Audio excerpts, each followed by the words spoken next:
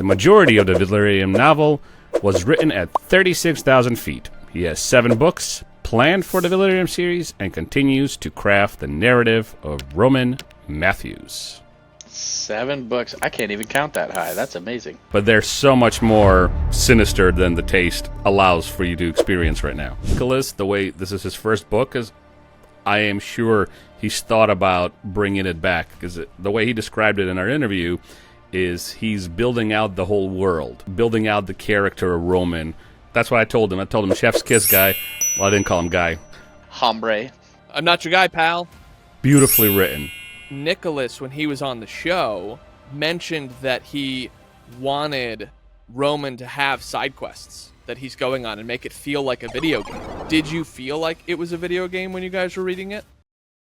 Coming to you from an endless library, where every book is read and every spoiler discussed. Join us as we dig into the lives of fictional people who cannot defend themselves.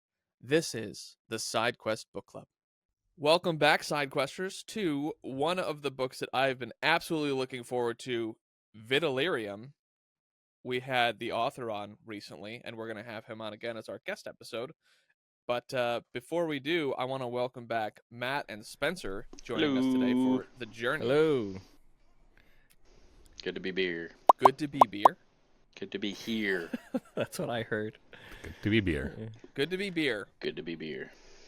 Good to be beer, Matt. Good to be beer. Welcome back. Beer Spencer, is good. Glad to be back as well. Glad to be beer back. Glad to be Beer stick. beer back. Beer stick. You guys should have heard what was being talked about before the episode. Good God. Oh, man. We'll talk about that book another day. Milk will never taste the same. Slava, can you give us a quick rundown about the author and the book we're covering today? Well, the book we're covering is Vitalerium, Descend into the Void.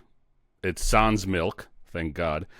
And the author, Nicholas Keating Casbarro, who, as Jonathan mentioned, we've had on. I think that episode dropped a week ago or 2 weeks ago. But for those who don't know, Nicholas was born in Providence, Rhode Island in 1990. He attended Northeastern University's Doctor of Physical Therapy program in Boston, class of 2013. Though he never practiced, he maintained his curiosity and love for the sciences. After college, he worked in the medical device field with a specialty in wound healing and burn treatment. In 2021, he joined a regenerative medicine company where he would spend 5 days a week on a plane traveling the country to work with burn surgeons and victims. While flying, he experienced a spark of inspiration and decided to follow the thread. Since childhood, he had a deep love for science fiction, growing to appreciate the greats in sci-fi like Aldous Huxley, George Orwell, Frank Herbert, Isaac Asimov, and many others. Nicholas used his time on countless flights to create the Vitalerium series and its universe. The majority of the Vitalerium novel was written at 36,000 feet. He has 7 books planned for the Vitalerium series and continues to craft the narrative of Roman Matthews. 7 books. I can't even count that high. That's amazing. I know. 7 crayons, Matt. Oh, 7 crayons? Okay, fantastic. Which flavor? The rainbow colors +1 or -1. Okay. I don't know. Yeah, it's probably, I don't know. I'm just being a dum-dum. But that is our author, and the book, a quick recap of its plot.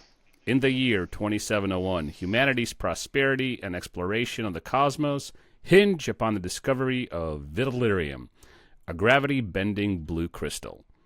On planet Diorum, the coalition of prosperity revolves around this precious element. Roman Matthews, a rugged freelancer with ties to shady organizations, receives a call from an old mentor. Reluctantly, he agrees to a dangerous job that dredges up past trauma and fuels his thirst for revenge. However, a near-fatal disaster thrusts him into a treacherous political conspiracy. Hunted by Overseer Zerus Agon, the Galactic Alliance's second most powerful figure, Roman navigates a world of corruption and danger. Along the way, he finds unexpected allies in unlikely places. As Roman fights for survival and searches for his true purpose, he discovers he's part of the larger conflict, one that could plunge advanced civilization into chaos. With Zerus Agonon's sinister plans threatening to disrupt the delicate balance, Roman must confront his past and forge a new future. Dun, dun, dun. Tell me you're a healthy individual as an author without telling me you're a healthy individual as an author by making your absolutely effed up character basically go through therapy. Space opera, baby. Space opera. Yeah. Love it. Do you guys feel like the summary is living up to the first 10 chapters that you've gotten to? I'm waiting on the allies portion because it seems like everybody we meet either hates Roman or Roman hates them. Or dies. Or dies, right. Like Jarek. Yep. Or Jarek? Yeah, Jarek is his name, I think, is his friend. But I think they've already had a flashback or two, so they might expand on that relationship, I think. So Feels pretty. gets me excited. Yeah. Yeah. Feels pretty relevant to the book so far. I mean, I think kind of like to echo Matt a bit, still kind of waiting on some of that stuff to happen. I mean, we're still pretty early on in the book here, so yeah, haven't met the allies. I feel like Roman really hasn't had a chance to confront his past yet. It almost feels like it's still kind of plaguing him maybe a little bit. And I think we kind of see that just kind of based on who he is in the first 10 chapters. Yeah, because you guys haven't finished the book. I have. So the allies, I'm not spoiling anything for anybody. There's two of them specifically that I would call allies. And then towards the end of the book, some of the people that kind of hate him, a little bit less than the other people hate him, they become allies again. But that's completely spoiler-free for our guests and the audience. So you'll meet them, and it's a fun ride, let me tell you. Since you've already completed the books, Slava, does that preface cover the series as a whole, or just the first book? Just the first book. The last few chapters, he realizes there's something bigger going on Diorum, and then towards the very last pages of the book, he realizes he has to do something about it, and that there's no escape for him. And that's him confronting the past and certain things that happened after Chapter 10, and him finding himself in that place where he must respond as the responsible, person, like as a human that needs to do something about the stuff that Zerus is unleashing in the world. So the plot that we read, it's book specific, not world specific. It's got a lot of character development then, because right now he still just seems like an asshole. Yeah. Like Spencer said, he's plagued by his past for sure. It's definitely developed his personality, but right now, boy, what a Yes. I was thinking the same thing. He's a lovable dick, though. He's like a Han Solo mixed with a little bit more asshole. Yeah, Yeah. actually, that's pretty on point. Yeah, I feel like he just kind of treats everybody the same way, whether they're his boss or whoever he gets his jobs from, or like the one scene where he's in the where he goes to get his payment for a job and he just like kills everyone except the one guy, beats him up, Makes him eat his choke finger. on his finger. Yeah, yeah. Hell I was yeah. like, okay, I feel like that was that was a really unnecessary, cool scene. Very Yeah. well written scene. but And that you feeling like that was unnecessary, Spencer, means that you wouldn't make it in the grind. yeah, I would not make. Yeah, you're right. You're right on that. The more I analyze Yeah. Roman as a character too, and now learning, I guess I didn't know that Casbarro was in psychology and stuff. Roman is written to the T of a character who is like keeping everybody as far away from him as possible. Arm's length is not long enough. And you can tell by the way he acts, and as we have just described him as a character, he's a bit of a dick. We don't know. We know some reasons why, based on his past, but there's definitely a huge gap that we still have to fill in between his childhood when he leaves the orphanage, which we'll talk about, or not, I don't even know if you'd call it an orphanage. kids prison. Orphanage It's adjacent. kids prison. Boys' home. It's kids prison. Yeah, actually, he Kid calls it an prison. orphanage, and then in the book when he's talking to somebody, he does call it an orphanage. So Okay. we can go with that. We'll just say orphanage. Yeah. It's the more PC thing, but that big gap between when he leaves there and to when we pick up with him later on in life, there's a huge gap there. I think it's like 16 years.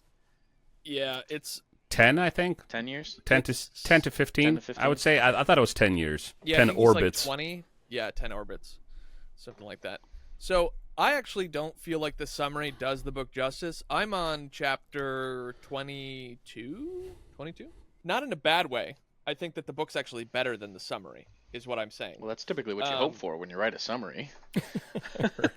Yeah. Well, you don't want to give away the yeah. whole book in the summary, Jonathan. I'm not asking for the whole book to be given away in the summary. You just want Just more in the most summary, of is the what you're saying. Just most of the book. It's the intention. I want major everything plot but the main points. character's name. I don't know who is in this book, but they sound cool. Jackwagons over here. Yeah. No. Can you paste the summary for me real quick, Slav? There's a couple things that you read that I want to... You want me to do what now? Explicit things you can't put on camera. You want me to Ooh, paste it for I got you? an OnlyFans for you, Slava. Ooh. I'll sponsor you. I can pay you in lasagna. Brought to you by Ragu Sauce. So where do you want me to paste this, Jonathan? Exactly where I sent you a message. Up your Oh, butt look at around that. the corner. Look at that. Look at that in my DMs. Just slid into my DMs. I'm trying to Slimy make it slide. family friendly. Although today that's probably violence in terms of language. I'm on your podcast. It's not family friendly anymore. That's right. That's right. So the year is fine. Rugged freelancer, that's fine. It's this part where he agrees to dangerous job that dresses up his past trauma, that's fine. Near fatal disaster, okay, check. Roman So far, we're all fine. Yeah, maybe I'm actually making this up in my head, and I just don't like you, Slava. Sounds about right. Just like Jared. Along the way, he finds unlikely allies. What? There's like a thing that stood out to me.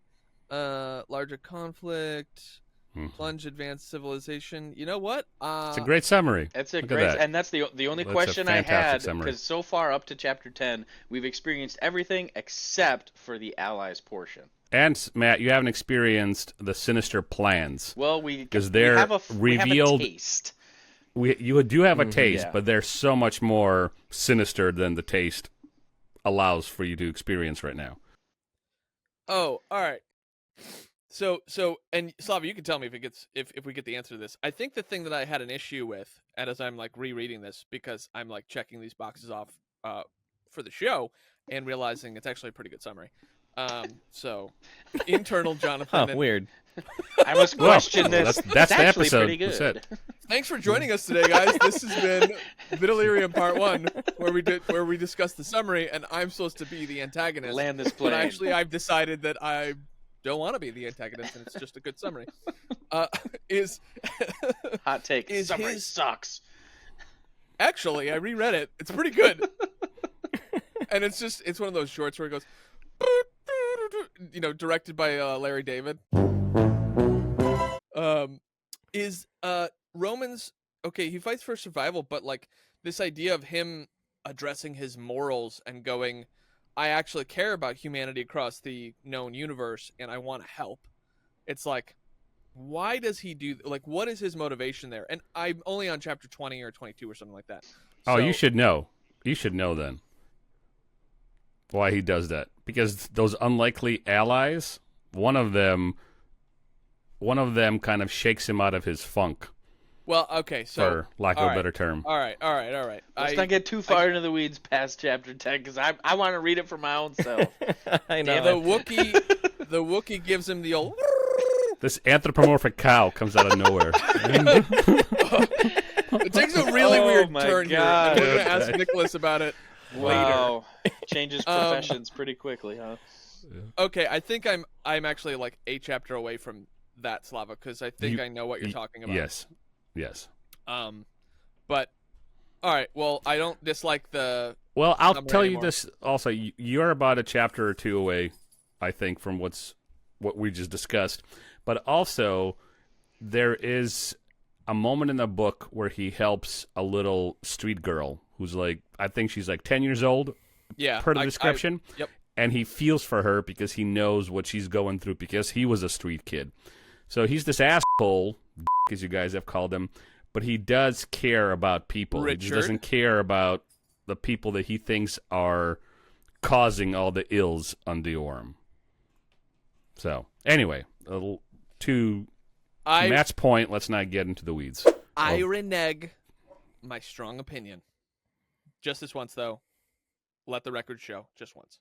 Okay. So let's talk about Space Batman, Roman Matthews. Space Because Batman. he loses his parents All right. because their shop is in a dark alley. You mean all right. Space Quoth? He's not Batman. He's more like a Quoth. He than was not a Batman. traveling troubadour, though. He's Batman in childhood events only. Okay. That's true. He's not a billionaire. He's not a Absolutely billionaire, playboy, No. philanthropist. He's definitely not Batman the Batman. He's just a dude that bites people's fingers off. He's more akin to Ozzy Osbourne than he is Batman. I don't think he bit the finger off. I think you need to reread that chapter. He Spending might too as much well time Somebody have. else ate the finger. milking handmaids or something like that. I enjoyed that scene as much as I enjoyed, which was a lot. On a scale of 1 to 10, it was like a 15, where he gets revenge on his bully. Mm-hmm.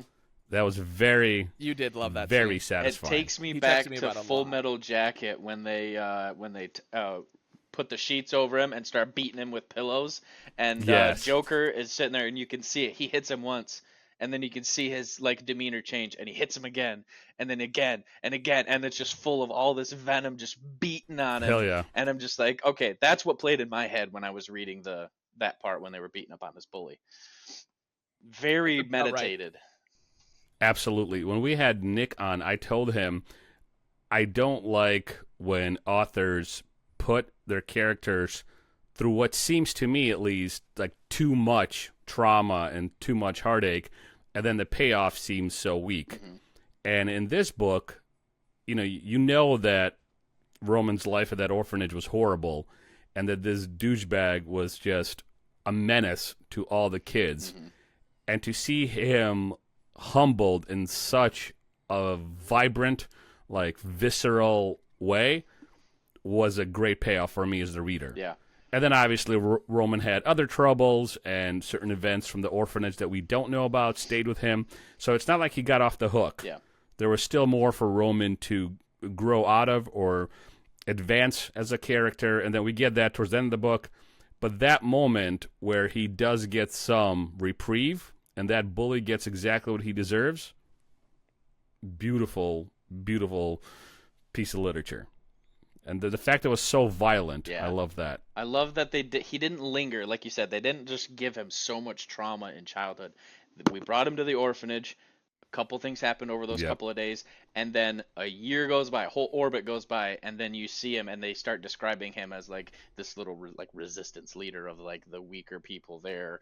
Yeah. And the plan is executed to the T, and then they just go right into it, and he escapes. It's just like, wow, okay, so we know bad stuff happened in that year, but Yeah. he built his alliances, or he built his team or whatever up to wherever it got him to now, and then the payoff, chef's kiss. Thought it was fantastic. Absolutely. Absolutely amazing. Yeah, and so I told Nick, like, that's what I told him. I told him chef's kiss guy. Well, I didn't call him guy. I called him Nick. Hombre. But I'm like, I'm not your chef's guy, pal. kiss. They beautifully written. Beautifully written. 100%.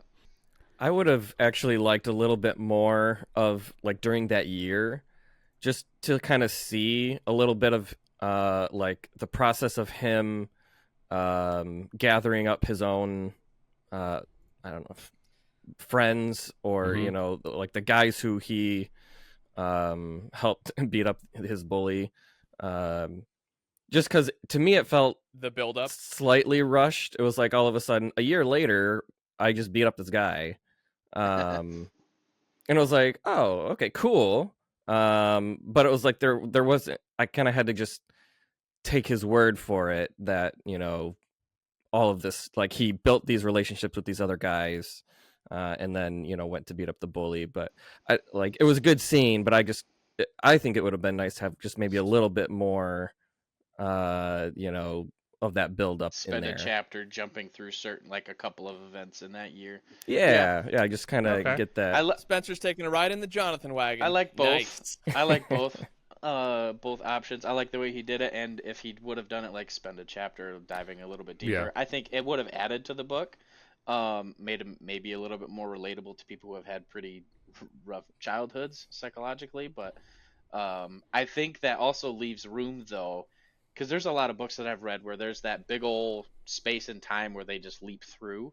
And then later on, he can call back to that in flashbacks and stuff like that. I don't know if that happens later on in the book yet or not. It does. It does. Okay. It does. There's a flashback to a happier time.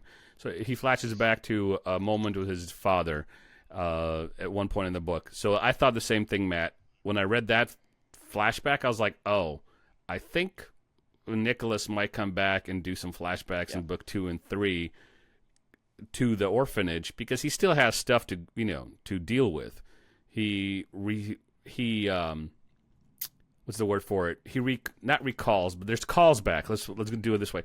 There's callbacks to the orphanage throughout the book, especially when he talks to those allies, or one ally specifically. And even in his mind, there's moments where he's faced with something, and the first thing that he thinks about is his time at the orphanage. So there's more to explore. And judging on this is his first book, I am sure he's thought about bringing it back, because the way he described it in our interview is he's building out the whole world and building out the character of Roman currently. So this is just a taste of the world. Yeah. So there's definitely room for more flashbacks of all the horrible that he went through at the orphanage. Yeah. That's good to know. Just kind of, based on obviously where I'm at, there isn't any of that so far. So Yeah. But yeah, no, I am glad to hear that. Yeah, it's good to see that character development.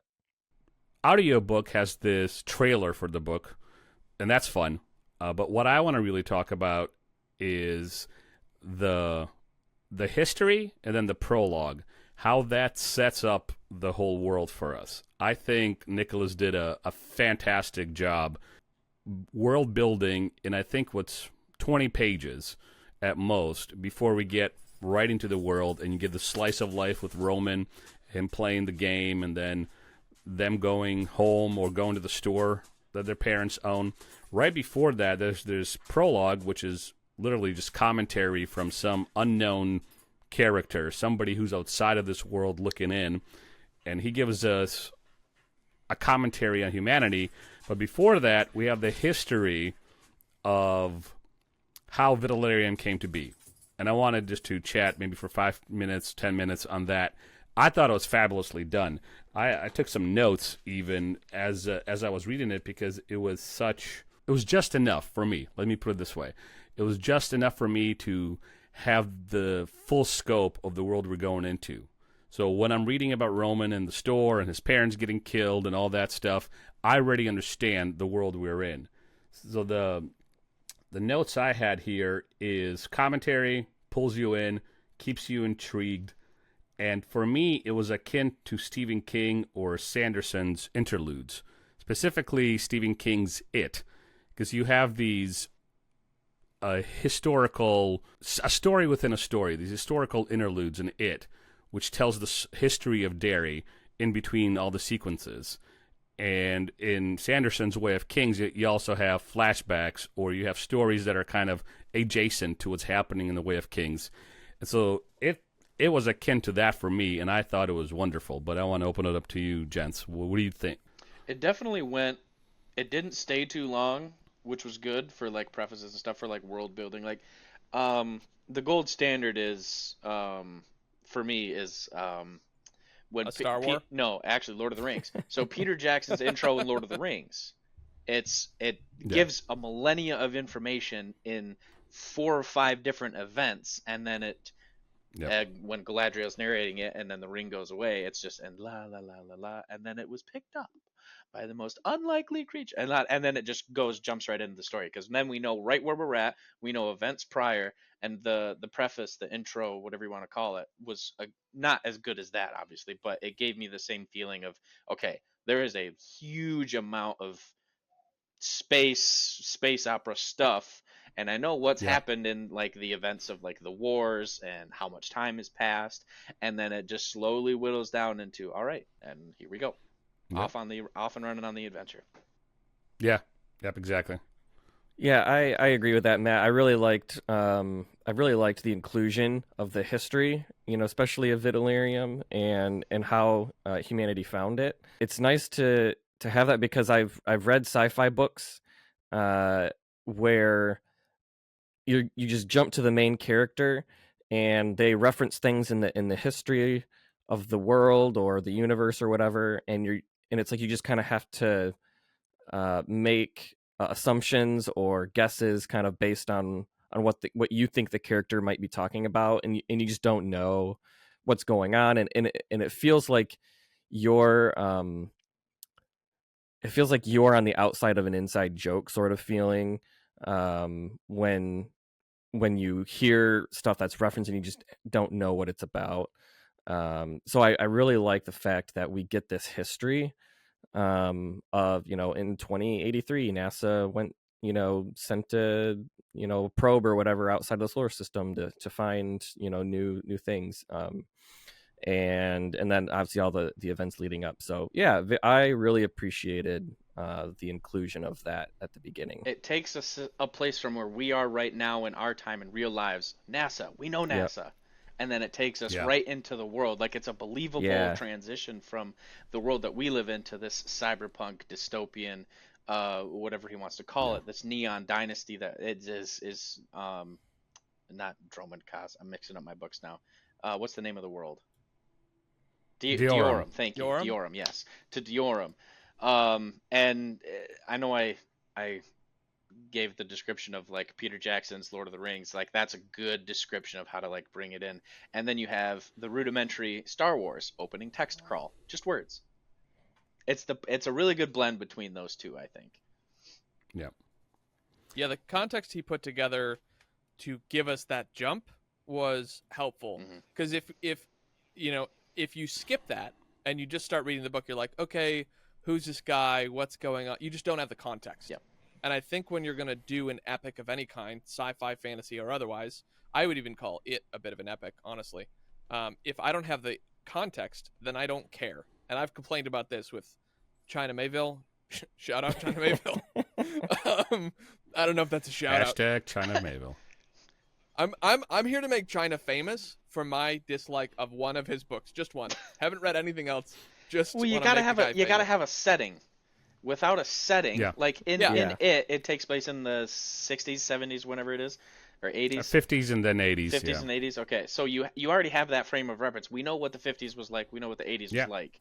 There's your setting. He doesn't have to spend too long describing that. Whereas now, if you're building this new universe, you take from where we are, where we know space is like NASA. I love how he I just thought that was cool that he said NASA. So I know what NASA is. I know Earth. I know that. And you can see, all right, so things are starting to change. Jumps to wherever we are now in Diorum, and I thoroughly enjoyed the sequence there for the description of the setting and everything like that. I thought it was very well done. Yeah.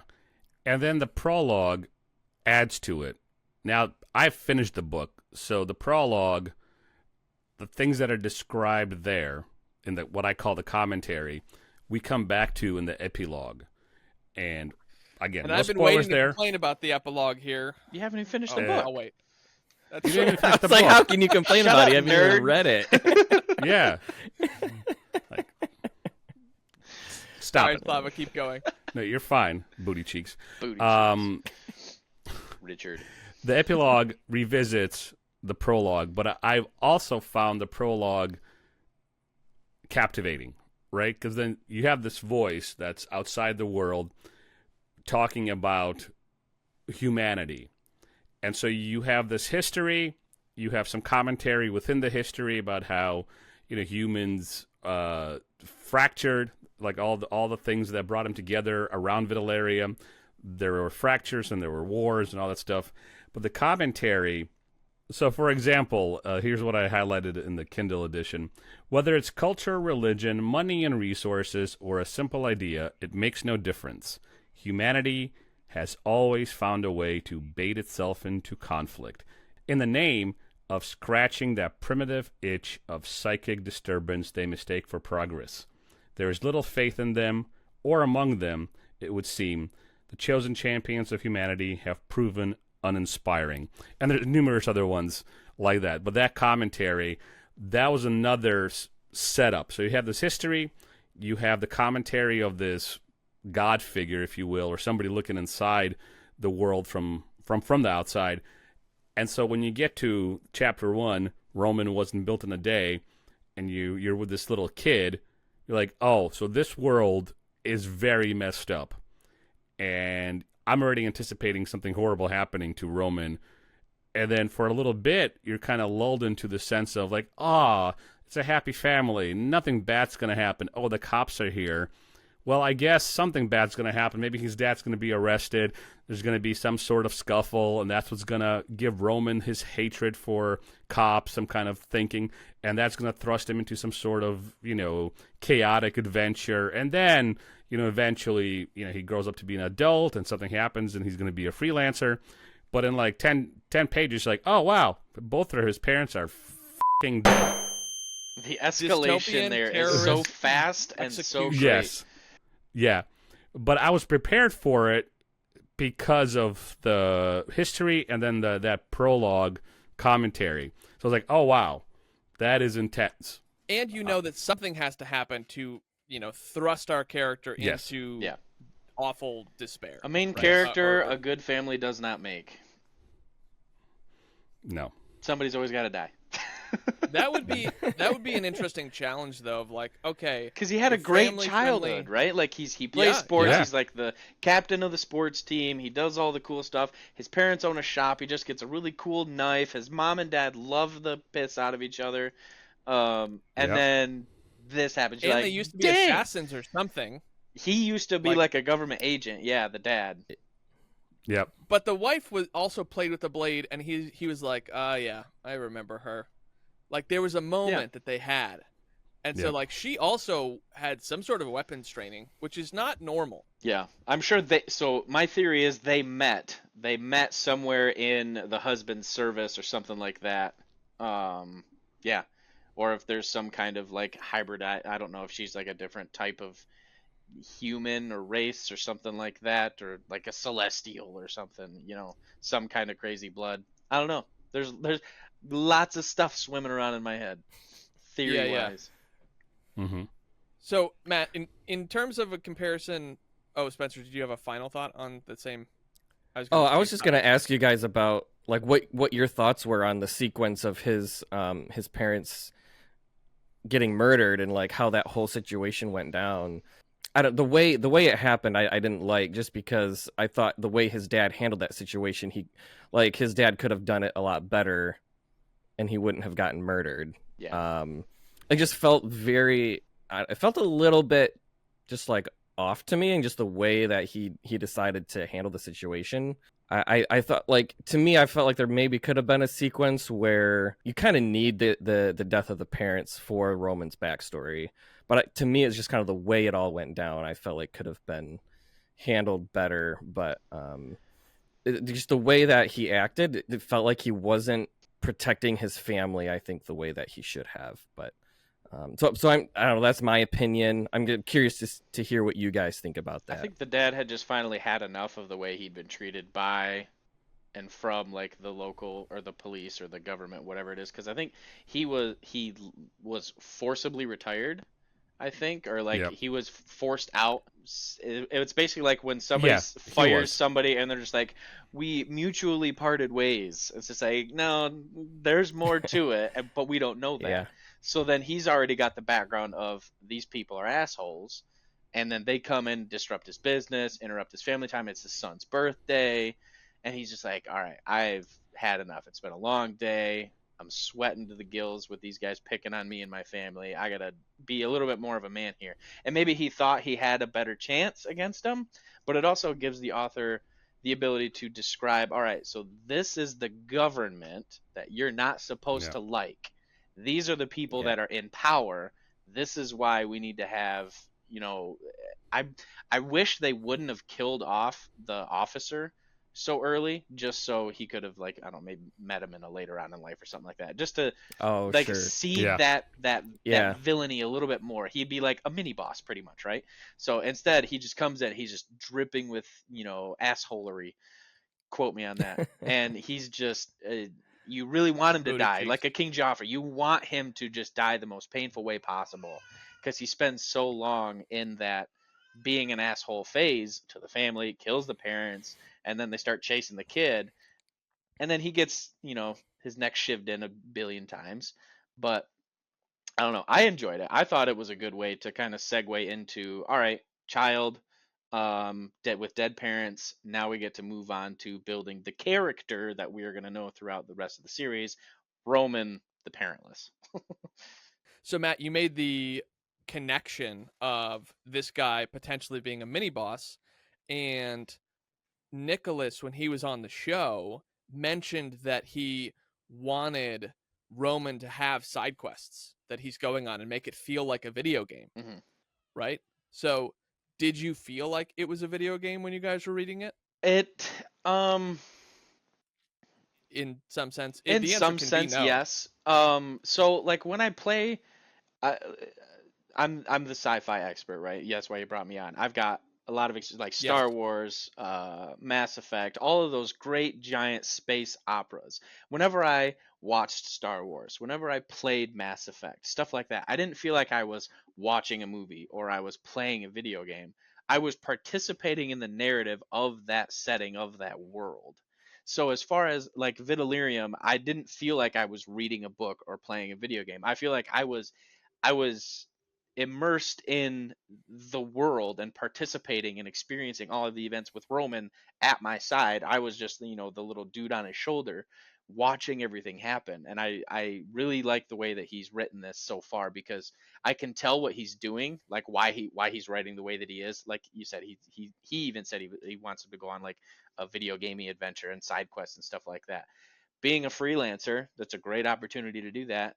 You get all people throughout this 10 years that can be like, yeah, we met 3 orbits ago, and you did a job for me. It's like, oh yeah, sweet, I got another job for you. And then you can go on like another side quest. And that's the cool thing about, and like why I like D&D being a dungeon master, is because you can do that. A character makes a decision, you introduce a character, and they just go off. Instead of going and fighting the BBG, they end up going this way in a completely different direction, and you can find ways to tie that back into the main adventure too. And I think that's very well written so far, as like all of these little adventures and stuff like that. Yeah, I'd agree with that, Matt. I don't feel like I'm in the sense. I don't feel like this is a video game. To me, it feels more like a movie where you are inserted into a scene, and then you watch that scene kind of play out, and then there's like a cut, and then you kind of get the next scene, and so on. To me, it feels more like I'm watching a movie. It almost feels like it was kind of written in the way of like, this is kind of how he would want a movie to be made about this book. But Like the little like a scene wipe, like scene, and then the conversation trails off, scene wipe into another scene. yeah, exactly. But I think that also sets it up to be, that it could be made into a video game. It would be, you can kind of see like how you would have to, maybe in the orphanage you kind of have to level up to where you, and then the boss of the first level is the bully, right? And then the next scene, obviously maybe there's a time skip, where you're in the grind, and your next boss is the guy where he makes me eat his finger, that sort of thing. But or and like some of the levels would be him doing the job, grinding to get the job. So, Nicholas, if you need completed. someone to help with the video game, Spencer's got a lot of ideas. I don't know. I'm just kind of going off of what was. He's what's just been riffing. written, He's just but- riffing. He pulls out a notepad. I have just a couple I actually ideas. here's. Actually. But yeah. So but for right now, I feel like we're more in a movie versus a video game. But I can definitely see the potential for a game. What if the video game started in something like a prologue where you have to be the evil guy or the evil team or the evil people, and you are the one like smashing the button of whatever the thing is? I know that that's not exactly how the prologue goes, but like if the intro to the video game is you're evil as the start, and then you become Roman. So funny you say that. There's a Star Wars video game where it's called The Force Unleashed. You start the game, the very first level, as Darth Vader. You go through and you're running through Kashyyyk, you're killing Wookiees and stuff like that, and you're just blowing shit up, and then you find at the very end it's a Jedi.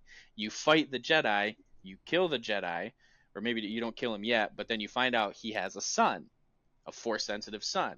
And then you literally like kill the dad in front of him and see like, all right, you're my son now, and then he goes and like has the secret apprentice. That's the intro. So something like that I think would be pretty cool if this turned into like a video game. You play as like, I don't know, just a bad guy that goes and kills. Who's Darth Vader? Oh, he's a big black guy. Big black guy. Those That's words one are way to Big describe it. sword. Big sword. But that's swinging normal. the sword around.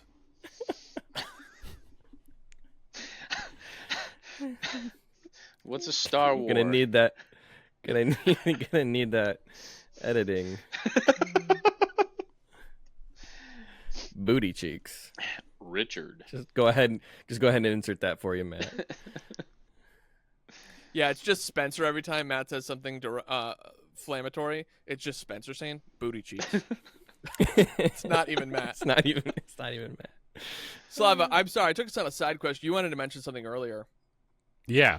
So I wanted to respond to Spencer and Matt when they were talking about whether or not the scene with the parents were rushed, and specifically the dad not doing his best to protect his family. In the dad's defense, when he says neither are you to the captain's quip about who's a patriot or not, he thought that the captain was far away and not in earshot, but because the guy didn't have his face on, he heard face on. The fact that he didn't have his face mask on, he heard him. That's the only reason that they're both dead so quickly. So that was going to be my response, where I think the dad did everything that he could, and when he was making a smart-ass comment, he thought he was Out of earshot. Out of earshot, yeah. Yes. That's a good point. That's a little detail I forgot, but And it is that's just fair that one point. thing that tips the situation. Like, it was fine, and then not. Just from a couple Yeah. words. Just a mumble. Yeah. What did you say? Yeah, and that goes back to Matt's point about this is the government you're supposed to hate, because a little comment like that does not end up in you being arrested or reprimanded or even punched by the cop or something. You made an example of. Made an example of, you get shot in the face. Richard. Yep. Yeah, no, that's a great point. Yeah, it's definitely this sort of Nazi-esque government that I feel like he's trying to get us to hate. And yeah, that's a great example. Are you enjoying today's side quest? Make sure you're subscribed so you never miss an episode. We are available on YouTube and all major platforms, so you can listen to us anywhere. And now, back to the show. So as the story moves forward, we see the death of the parents. We have our time in the orphanage. I agree with Spencer in terms of like, it didn't feel long enough. The story keeps going to Roman doing a job, right? He finishes one job. We see him shove a finger down a guy's throat. He gets a call for another job, high payout, high profile job. And then he's sent over to meet this really derpy scientist, but he can't even get to the scientist. This is the part that I felt like was a video game where it's like, you know that you're supposed to be in this building. You know you're supposed to get past the guard, the guy who's got the code word, and he's like, "Fan into the flame." You've got the objectives right here. Leave building. Escape And fire. you just can't Minimap make pops up. the game do the thing. Yeah. I Yeah. thought that was just You're very- like at the location and it says, go into this door, and you're like, I'm at the door. I Open did the the door. thing. Open the door. Open the door. Why is Press it and not hold to working? open door. Press X to down. Or it's like in Fallout, Yeah. and Mass Effect, where you have to choose A for one response, X for another response, Yeah. or whatever, and then you keep choosing the wrong one. Yeah. Quick save. That's Because what Sam's it kind of a dick. Should have quick saved. Sam can go pound rocks. Or eat a Bro, glizzy. out of the Eat a fire and into the glizzy. flame. I don't know what you're talking about. Oh, Jonathan. Out of the fire and into the flame. Can't help you. Through the Did you wanna fire buy and the something? flames. Blue Dragon Force Yeah. action. Yeah, that was a funny sequence. I enjoyed that little bit there. Yeah. The guy being just a complete jerk about Yeah. being a stickler for the actual word. But there are moments like that throughout the book. The first one is when Dr. Majarson, I'm going to mispronounce that name. I forgot what it is. Mjartensen or Mjartensen. something He was, like that. he was bummed out that it wasn't named after him. It was like because the common name became the real name. So It was like, aw. so it technically is named after him, but no one calls it that because Not It's not the- one Vitalerium person. is It's the Twitter a versus cooler X name. thing. Nobody calls X Yeah. X. It's fucking Twitter, okay? It's always Right, going to be Twitter. It is exactly. never going to be X. Yeah, Yep. and even in my office, even when we talk about X, we call it X. Like, he goes, "Can you go tweet this on X?" Like, Yeah. Yeah, because you can't. So, Yeah. This is, as a marketer, this is literally a thing where it's like, hey, can you go X this on X? What? What does that kind mean? of a sentence is that? Yeah. It doesn't yeah. mean What anything. the hell? Can you tweet it? That is an action thing because Twitter's been around forever.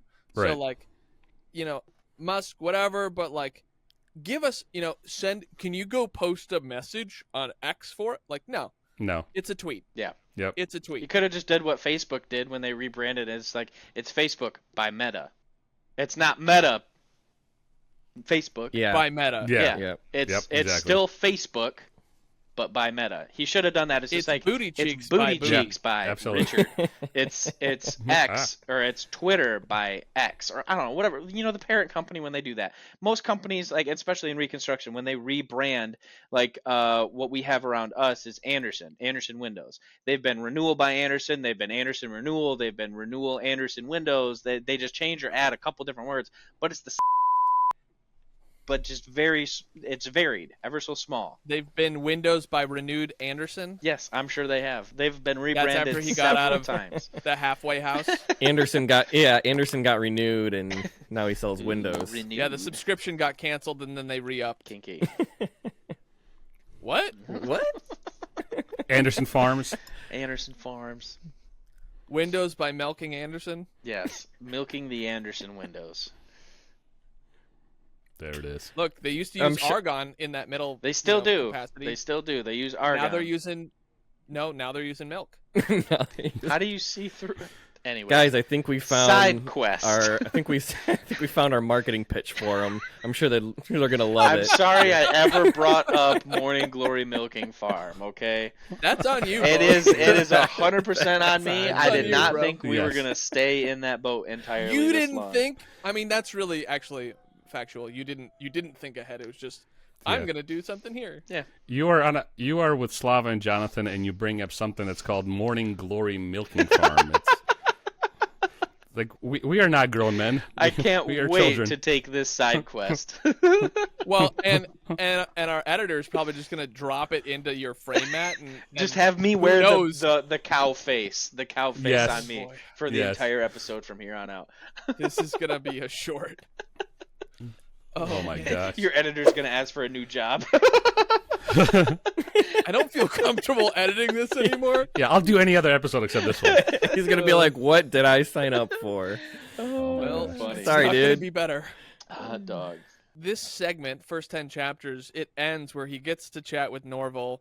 Did you guys have any comments on like Norville escaping his scientist lab prison basically from Zerus? I mean, we haven't even talked about Zerus actually either, so Yeah. you guys have some commentary there. Zerus reminds me so much of like a Palpatine character, only a little bit Yeah. more angry, like not in control of his anger and emotions. He's very sinister. He's very plotting, and there's this underlying plot, I guess. His plan is we know the breadth of it. I think in a couple of chapters after 10, we know exactly, not exactly what he's planning, but why he's doing what he's doing and what he wants to accomplish, right? And it's very Palpatine-esque because they have the political discourse in the courtroom or whatever, and the talk with that other senator. And then he's got his talking with the doctor is like an evil genius speaking with his R&D department. Like, I thought it was pretty cool. I appreciate Zerus, even though I hate his guts. Zerus was the guy who, when he was a kid, his father killed a man in front of him or made him kill the man, right? Very gangster, yeah. Yeah, yeah. Huge mob. Yep. Mob. It boss kind of type gave me an stuff. insight into his head, but I still hate the guy. I don't have any sympathy for Yeah. the little asshole. I do like that, and we've done it as a generation over the last couple of, I don't know, maybe decade, where every villain has to be sympathized with, and it got kind of old because I want to hate something. Yeah. I want to hate a villain. Like Thanos did it really, really well because a lot of people, I'm not saying it's right or I agree with it, they were just like, all right, yeah, there's not enough resources and too many people. The answer, kill a bunch of people. We have plenty of resources. No rhyme or reason. That's just his motive. But people sympathized with that. And everybody after that, villain after villain, is just like, you have to have some sort of sympathy for the villain. Like, no.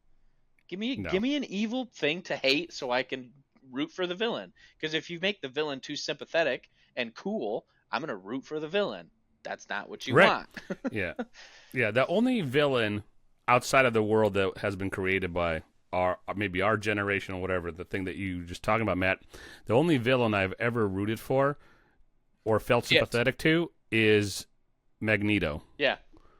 Yeah, like Xavier X. He's more like an anti-hero. Yeah, I don't find him, appealing. Yeah. Like, I just don't care. Like, shut up. I like Magneto.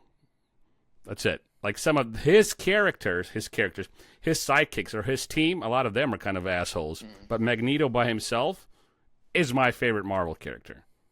Like, he's very well and written, maybe Wolverine, because everybody likes Wolverine. But Magneto's the one that I truly, truly enjoy as a character and sympathize with. Yeah. Well, I think too part of the reason for that is to show that, life isn't just these black and white, evil versus good situations. It's the fact of like life. A lot of times, life is gray, and a character can have, a villain character can have good motivations, but just go about things in the wrong way. And so, like Thanos, right? He feels like good motivations. You want to save the resources and whatnot. But just obviously killing off half the population of the universe is not how you go about that.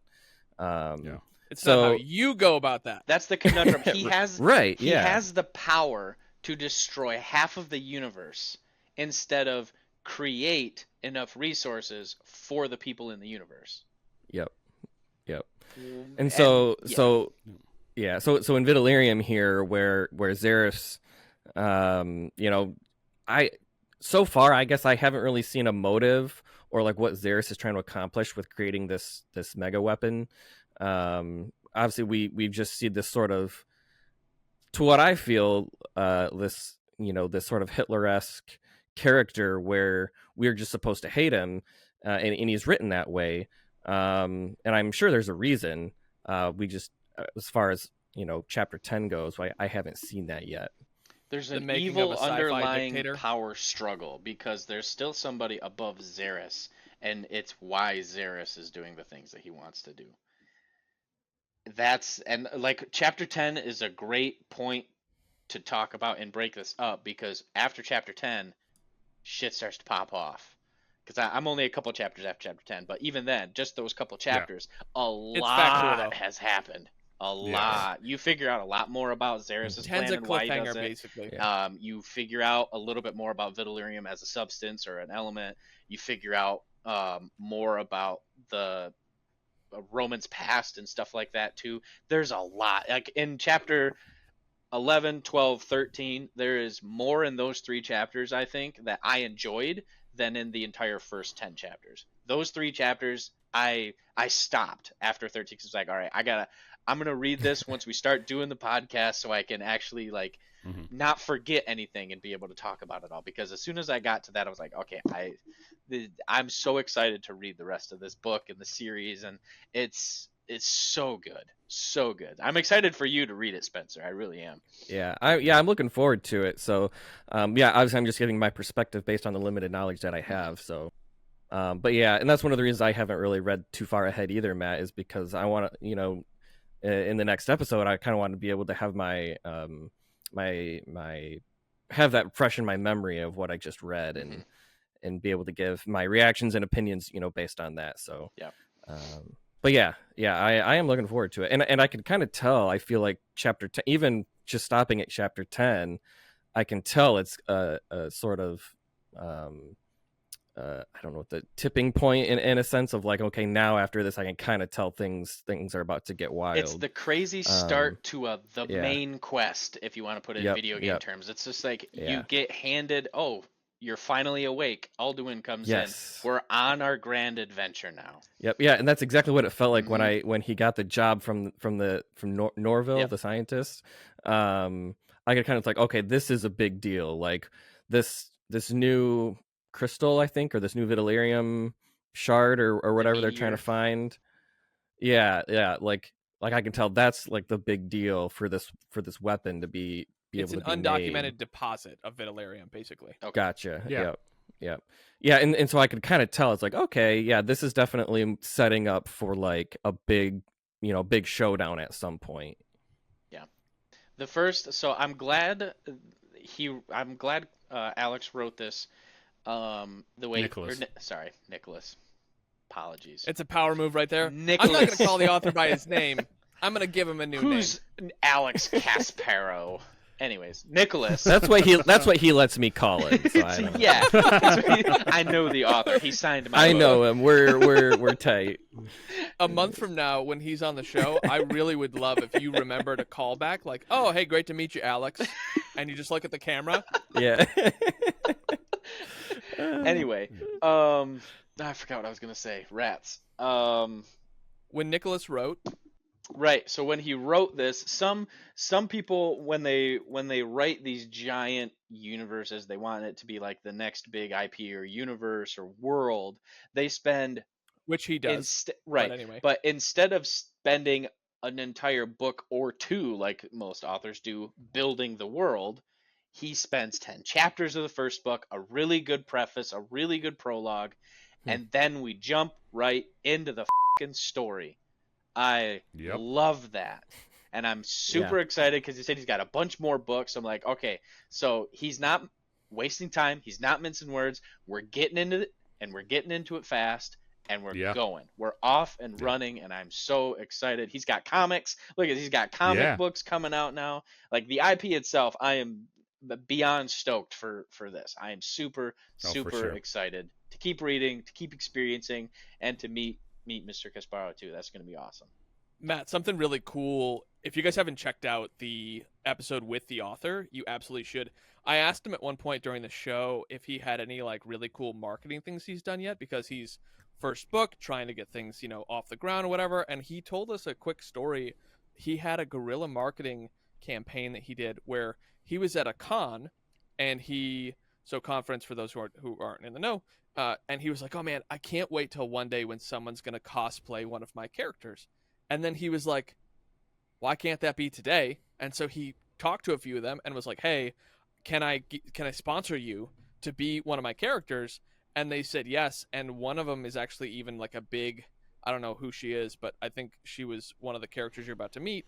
And she won a contest as his character. No way. She put so much. Oh yeah. That's awesome. It's super good. You got to go check out the actual.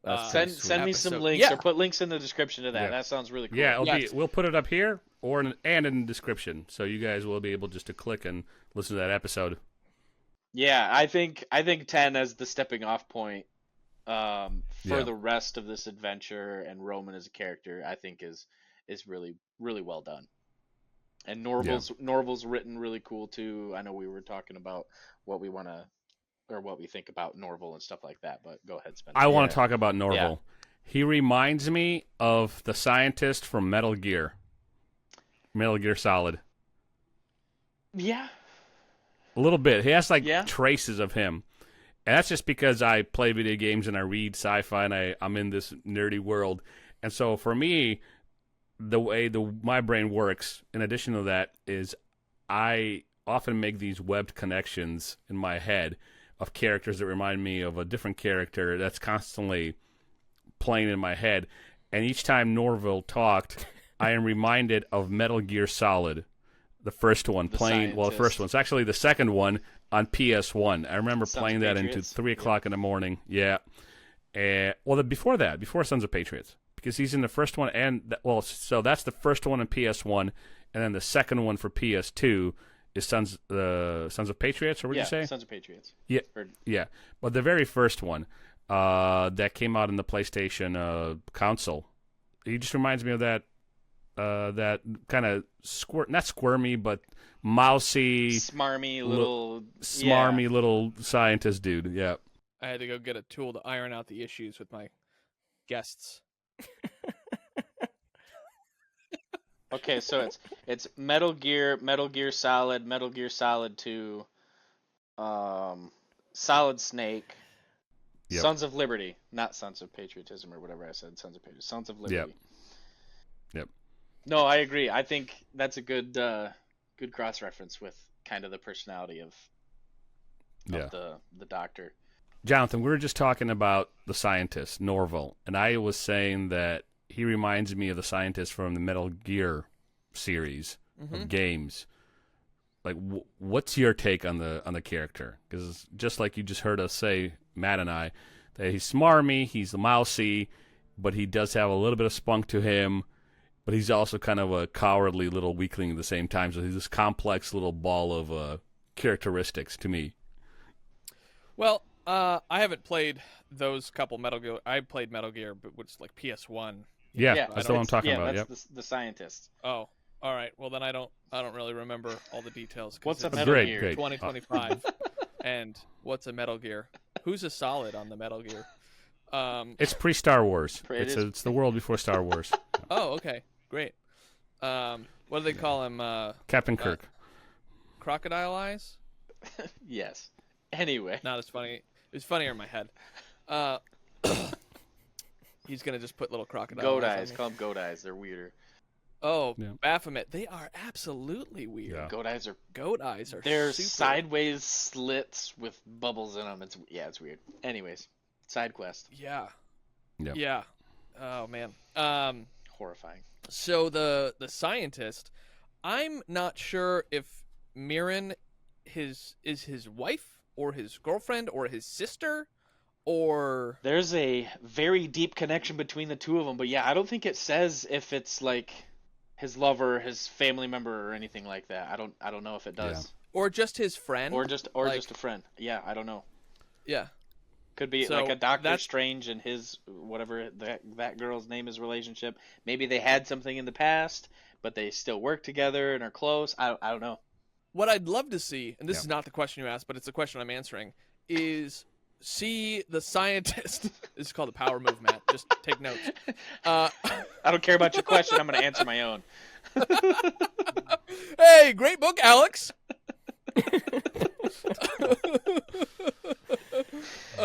Is see the scientist get some character development where he starts to get a bit of a spine, right? He's like, I'm not doing that, right? Because he's been under the thumb of Zerus for so long. He's like been trained, he's been tamed, his back has been broken to be like, well, I'll never be able to defeat or whatever with this guy, so let me just do everything he says instead of like having his own thoughts and answers and things like that, right? Yeah. So I don't have anyone that he reminds me of, if that's kind of what you were getting at, but I do look forward to seeing, well, if he's going to stay alive, honestly, because I could also see Nicholas, Matt, his name's Nicholas, the author. lets I me do call him see Alex. Nicholas.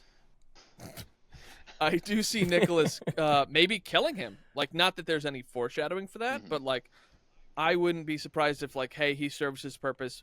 Dead I for some wouldn't be reason. surprised if they kill him off later after they give him a little bit more development, because I feel like he's more than just the Certainly quest not giver. this book. Yeah. I definitely Yeah, feel yeah, like he's yeah. more than just a quest giver, to go back to like the Yeah. video game tie-in or whatever. He's not just, you meet an NPC, he gives you the quest, you start off the adventure. There's more to him. He spent a lot of time, I mean, describing Norville, his relationship with We saw with backstory. the girl. We saw backstory, and he has ties to, you know, the bad guys, as working with them. He's trying to Yep. slow down or figure out why the weapon they're building or developing is being going to be used for. Like, there's so much depth He built to him. countermeasures to the. Yeah. Yeah. Yeah, he's like the guy from the Star Wars that when he built the Death Star, he built it with a fatal flaw just in case they were to use it for, you know, what he thought they were going to use it for. And I think he's a really cool character. I'm excited to learn a little bit more about him. And Slava, that might be a question for you. Do we learn more about Norville later on throughout this book too? Not enough to satisfy anybody. And that's not a critique of the author or the book, but we don't learn more about him, but he doesn't die. We see him through the end. So I'll spoil that because that's really, I don't think that's even a spoiler per se. He is with us to the end of the book for Does the Roman reasons die you in this mentioned. book? Yes. No, Roman of course dies in not. chapter 14. Yeah. Chapter 11, he's dead. And then again in chapter 14, he's killed twice. And then he's brought back and then killed again. Yeah, for the reasons that Matt just outlined, he's more than an NPC. We see him at the end of the book because he has that tie to the government and his girlfriend, lover, whatever she is to him. She still needs to be rescued, so he can't be killed Because off. she can still complete the project without him, just in a longer timeline. She's right? smart enough. Yeah. Yeah. Yes. Because Yeah. that he had Yeah. that conversation with her, I think, right? Like, you can still complete this without Norville. Well, he said it in front of her to Zerus. He's like, "Oh yeah, my team can definitely do this." Yeah. And then Zerus is like, "That's what I wanted to hear." Bink. Yep. But I do think that he's going to be. This is my impression. I'm only halfway through the book, right? That he's going to be the artificer for our group, where he's making all the gadgets and gizmos, and He's got I mean, plenty it of seems- experience Q with the Vitalerium from element, so Bond. yeah. Yeah. Well, by chapter 22, Jonathan, you should know that already. If you're paying attention, that's exactly what he does. I was He's trying to already be doing kind to the audience. Thanks, Slav. Okay. Wow. You know, It's a we got spoiler. to talk about Spoiler this heavy marriage, show. This book So- book club marriage. Book club You're not. marriage. Two books, one body. That's Oh, that is Richard. Two that books, is an one unfortunate spine. reference. That is Two books, one spine. Never two mind. guys, one book. If you know, you know. I Ugh, thought I was Unfortunately. done being reminded of those videos. Oh, gosh. I want to learn more sometimes- about Jarek. I really want to learn more about Jarek.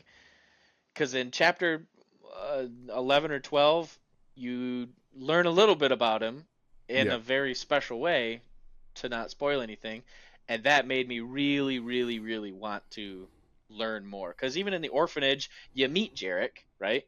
Yeah. You go through, and then it's just like he leaves the orphanage with Jarek, Mhm. and then we don't see him. We don't talk to him. He's dead, or we think Yep. he's dead. He went to a special farm. Yeah, special. For milking? For dead freelancers. Okay. No, this is something that is absolutely well done by the Yeah. author, where he uses this plot device of nightmares, Mhm. and it's really wonderfully done. So we've got, occasional flashbacks, which a lot of people have done. Great. But he's using something different with like nightmares and sleep It's paralysis. real-time and stuff. It's development just- that you can use. Yeah, yeah, it's pretty cool. Mhm. It's pretty. I can't recall anybody else doing it like in that Neither way. can I. Because it's fresh and it's new, and I like it. I like the way that he uses that mechanic, I guess, of writing. Yeah. What, that boss mechanic? I think what you said, Matt, just now, that's you put words to what I was thinking. The way this story is told is fresh and new, and given that this is Nicholas's first published book, he hit it out of the park.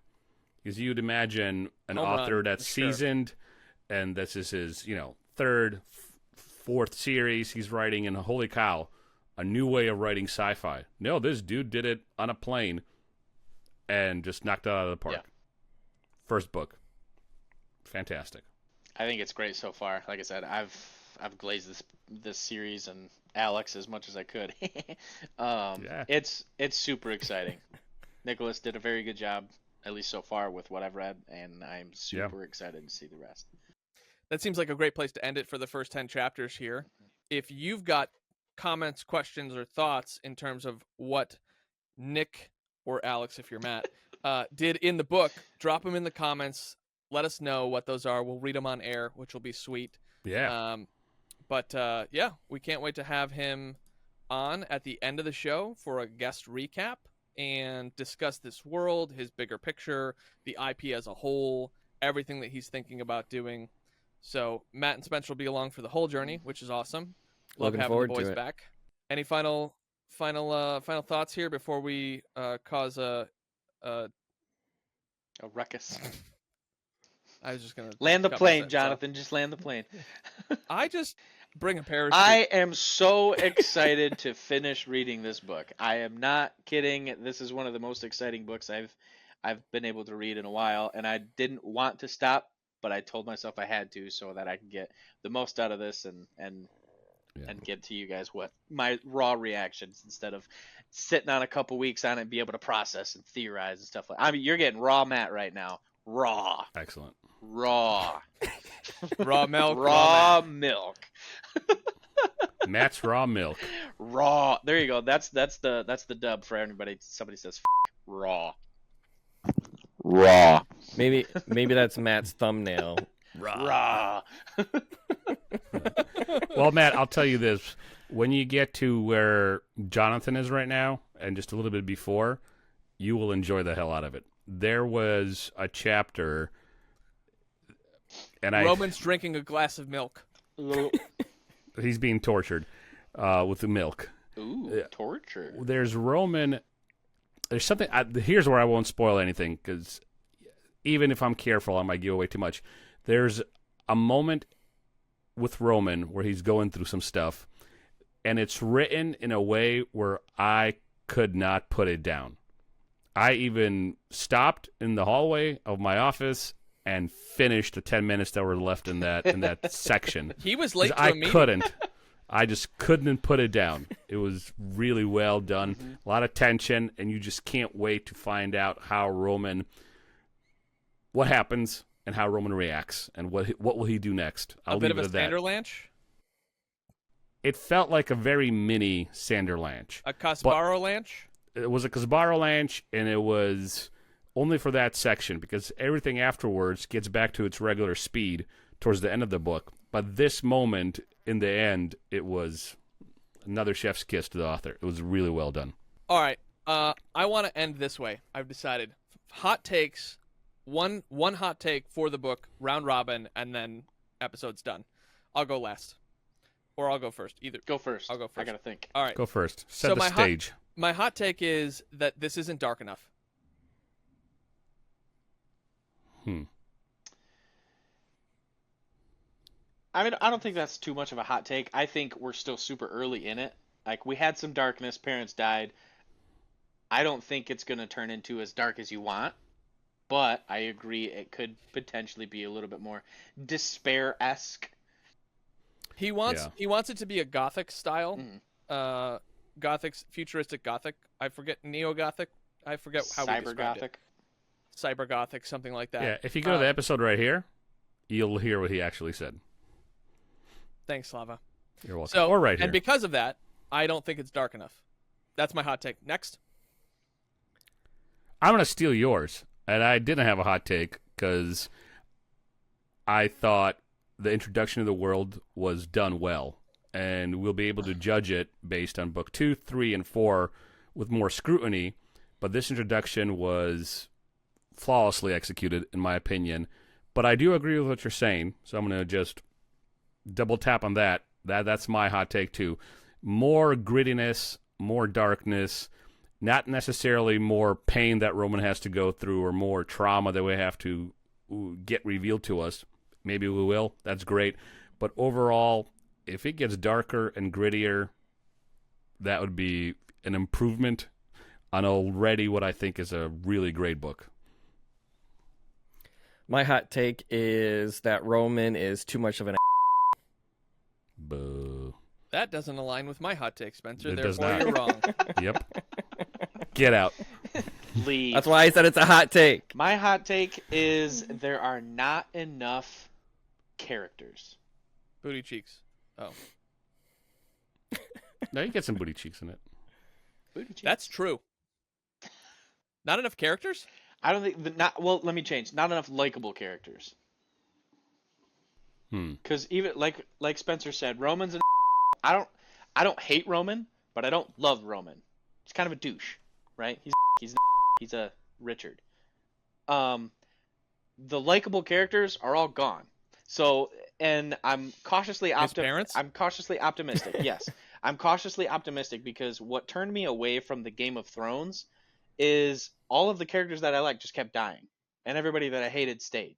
I didn't like anybody after, and I never read the books, so I'm sure they're different. But in the show, I watched all of season 1 and season 2, and I was like, this is stupid. I don't care about anybody else in the show, so I stopped watching it. I Sean don't Bean! want exactly. When Sean Bean died, I was like, well, that's my favorite character. Shit. You should have known immediately that he was going to die Listen, just by because being he's Sean him being Bean. in it. I know. That's on you. That's on you, me, buddy. but still. That's on you. Ned Stark was cool as and then they killed him, and I was mad. Anyways, I want there to be more likable characters. I want a plucky character. I want something that's fun, because, I mean, I like Han Solo, but he added a little bit too much Han Solo to this Han Solo. When you say plucky, plucky. When you say plucky, Mhm. give us some examples of plucky. C-3PO, R2-D2.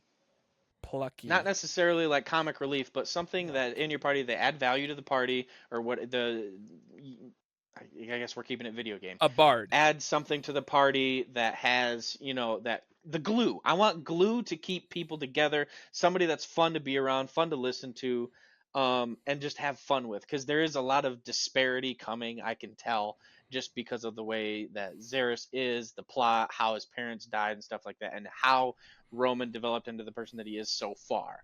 I can see there's a lot of room for growth for him to become like the hero of the story and stuff like that, or a redemption arc. But I don't want to hate where I'm at without somebody that can pick me up and be like, it's okay. We're just trotting through the woods. We need an Ethan. I need a C-3PO, just somebody who is innocent enough but can still hold their own in the world. Obviously, they're not like too out of place, but I want there to be a little bit more levity. I know you want it to be darker. I want some levity, because it feels like it's exclusive though. It feels they like they could work together. Yes, I agree.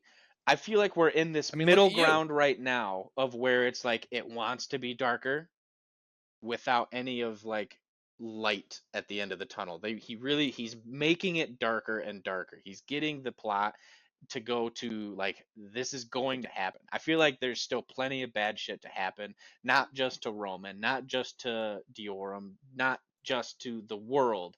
There's a lot of dark stuff to happen coming forward. Sunshine and rainbows after chapter 10. I don't want sunshine and rainbows. I just want to be able to be picked up out of the disparity and see a fun side to like Roman or something like that. I don't know. That's my hot take. You, Jonathan. That's my hot take. Yeah, exactly. You, Jonathan. Well, you will see a bit of a softer side to Roman. You'll get to see more of him, like the kid that could have been the kid that could have been the man if the horrible shit didn't happen to him. You get to see a little bit of that, but just a little bit, because the sunshine and happiness on Diorum is hellfire and like depressing hail. So yeah, if I want grimdark, I'll just go read Warhammer lore and that's it. I want some fun. So speaking of Warhammer lore, I want us to read Warhammer at some point. So Matt, I'm gonna task you. This is a future I mean, ask. I'm gonna go hang out with one of the biggest Warhammer fans that I know. Literally after this, so I'll see what reading lists he can give me. Yeah. What's the order of? Well, the we can. reading order So there's for- two things. We can start in the 40K, or we can start in Warhammer fans are gonna eat me up if they hear this. I don't know the high fantasy setting of Warhammer. I can't remember what it's called. 40K. No, 40K is 40,000 years into the future, 40,000 years of war. So that's the like Space Marines and stuff like that. No. I'm saying let's start in the 40K series. Okay. I yeah, think. sure. That's fine. Because we've got enough high fantasy on the show. Did I send you? If you want more I don't sci-fi, know there's this plenty guy's of name. freaking Star Wars books that I want you guys to read. What's a sci-fi? Exactly. What's a Star? I'm an idiot. Anyway. Revan. F you, John. Revan. Revan. Yes, that guy. We have to Revan. revisit him. We Revan. talked about that when you were on. Revan. Revan. I literally bought the book on accident because I thought he had it, and he texts me. He's like, "Hey, next time just ask." I was like, "I thought you had it." Not yet. Order of operations, Brucko. It's so good, so good.